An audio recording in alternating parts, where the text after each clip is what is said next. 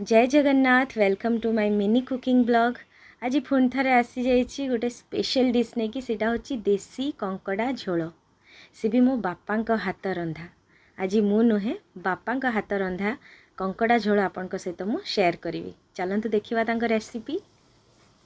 तो प्रथम ये निला गरम पानी पानी फुटुवा अवस्था से छड़ा होगला बंची कंकड़ा को। बापा सब बेले कहती बंची कंकड़ा खाइले ता टेस्ट बहुत बढ़िया लगे, मरी जाइए टी टेस्ट कम हो जाए। तो लगभग 15 ରୁ 20 मिनट सीझीगला ताकू साइज करके पीस पीस कर दिया। बर्तमान ये नहीं गलु किछि कटा पियाज, खड़ा मसला, तेजपत्र, पियाज पेस्ट, अदा रसुण पेस्ट, टमाटो पेस्ट।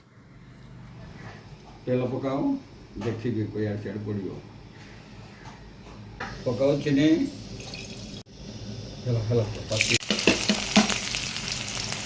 एबे पकेवा प्याज पेस्ट पियाज पेस्ट अदा रसुण पेस्ट पकाओ।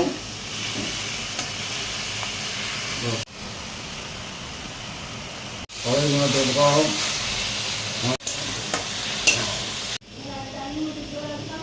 फिश मसला पड़िया कश्मीरी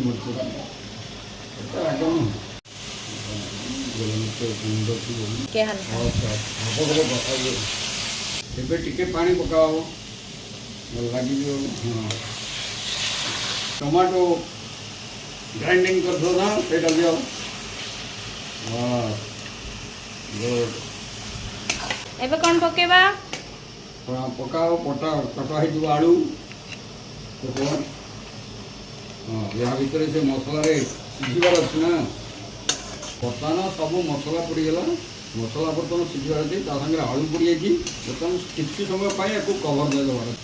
हाँ बस बस भितर से आग लंका पकई बस आउ कि ना आग यहाँ हो जाऊ मसलाटा होगला पड़ो बड़ पीस जोटा बड़ गोड़ बड़ पीस सेगुड़ाक पड़ो लगे पानी तेल बाहर।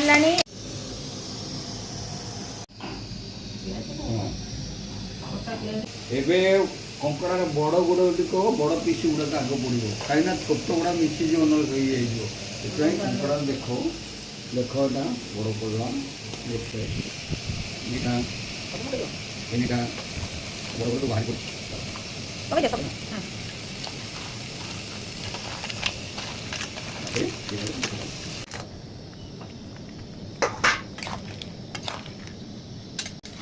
आउ केते देरी लागिबो आउरे आ गोटे 15 मिनट बस ये जो तार मांस सब रही बाहर बर्तमान तक पकईदे।